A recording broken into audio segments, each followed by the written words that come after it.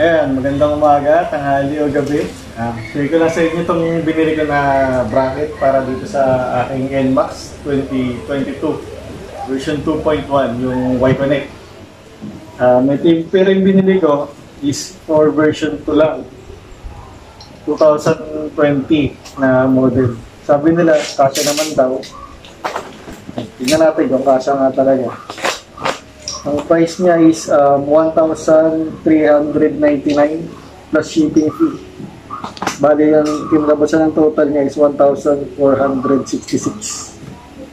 So, dumating siya mga 2 to 3 days after ng order. Yan.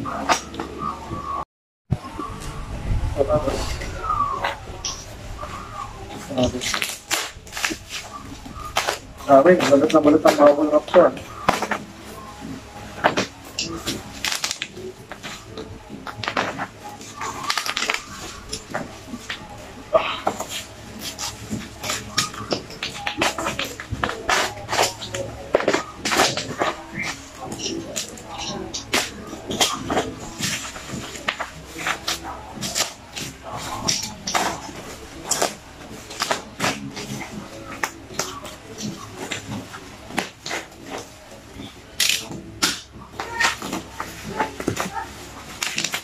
Daming rush.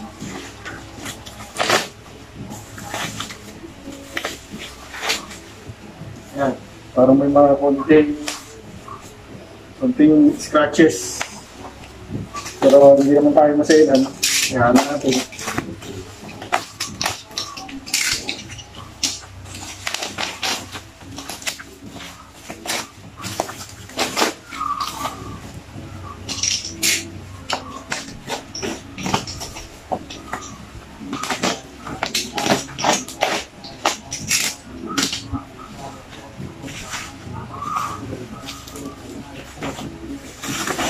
Ayan.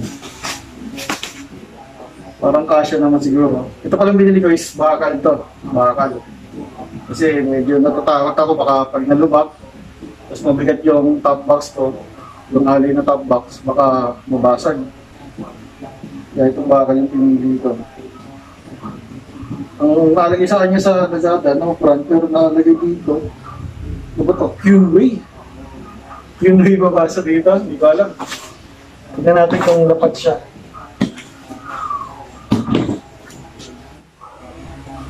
Yan dito. Ito.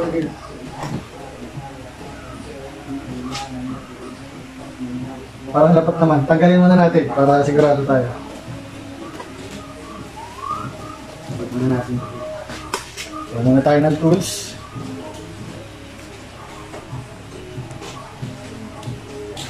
Gagamitin natin itong 12 na sukat yung wrench.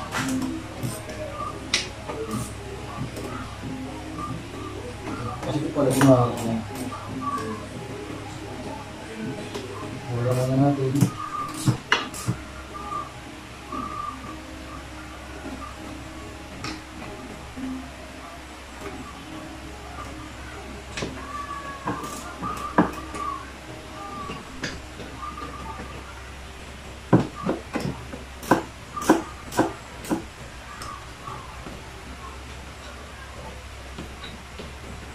Sa picture kasi may mga kasamang bolt, pero wala pala siya. Kala ko may kasama rin pag pinadala. Sa picture lang pala sa Lazada yun.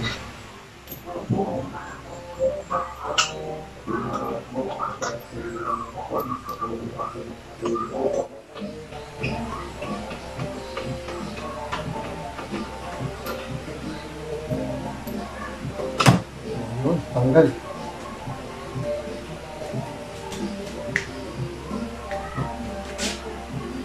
Meron pa pala siya ditong parang bushing ba tawag dyan. Tingnan natin kung kakabit pa natin yan mamaya. Kaso, hindi ata ito natatanggal.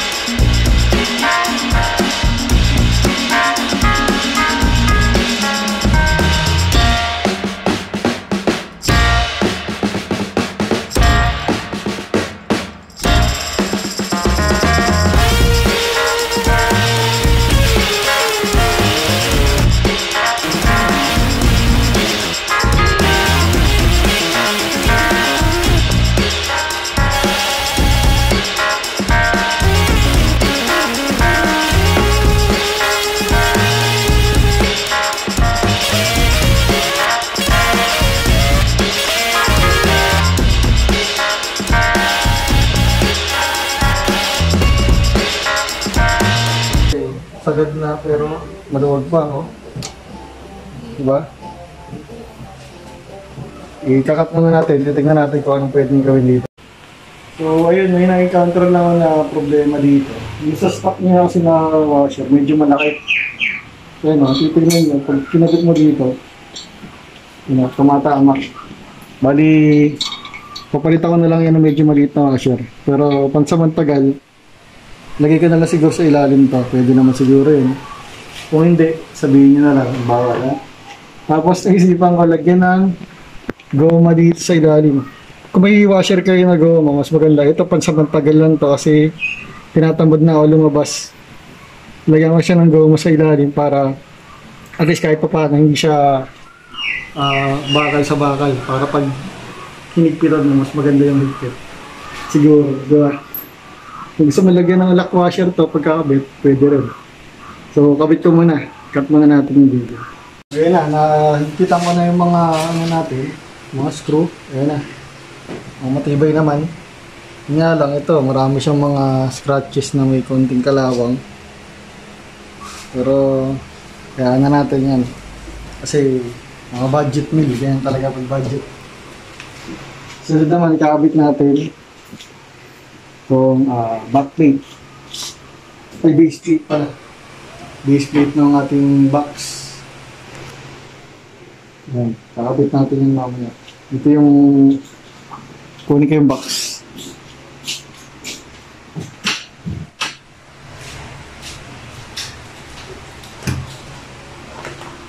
Ayan, kakabit natin yan dyan. Ayan. Kunin ko lang yung mga screw. Ayan, kakabit na natin itong base plate natin. Papatong lang natin siya dyan. Then, meron tayo dito mga screw. Ito pala, nabili ko second hand lang to eh. Kaya, yung mga tama na siya. Meron siyang, ito kasamang 4 na screw. Pilihan lang natin saan siya maganda ilagay.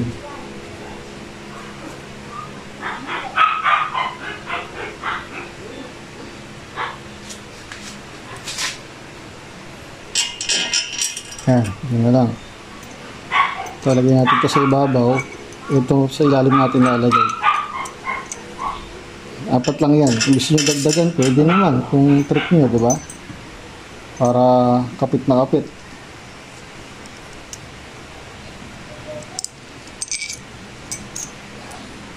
Tapos, dito na lang siguro.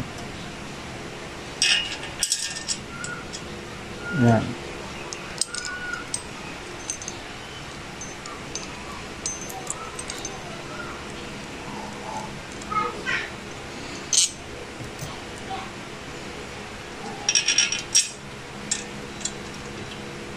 Na-adjust nyo pa yan para kung pantay, diba? Ito, lalagay nyo ito sa ilalim. Tapos itong nut, siguraduhin nyo lang pantay bago nyo higpitan.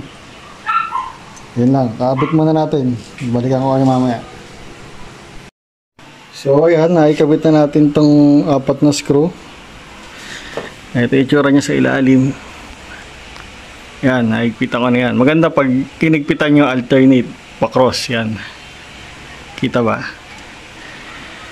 Yan, tapos ito, dito natin ikakabit yung aluminum box natin. Ito yung box. Bati mo. Yan, tingnan mo yan, yung box, ito yung ilalim niya. Yan, dito natin i-shoot. Dito. Ito, dito natin shoot tong 4 na to. Yan, sige, shoot mo na. Dali, gagawin ko.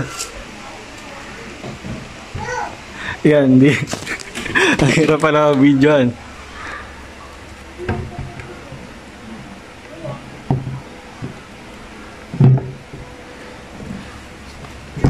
Yan. Yan, pag na-shoot na yan dyan, ewan ko kita sa camera. Tutulak lang natin paatras konti. Tapos ito, i-hook siya dito. May pipindutin pa ito dito sa taas eh. Pindutin mo muna, baba. Tsaka mo i-hook. Ito ba? Lapit masyado. Yan.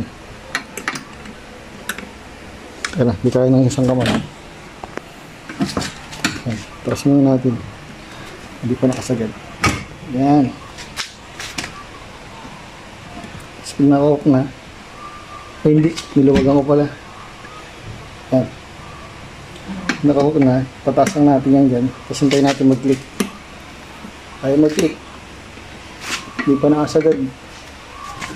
Wait lang.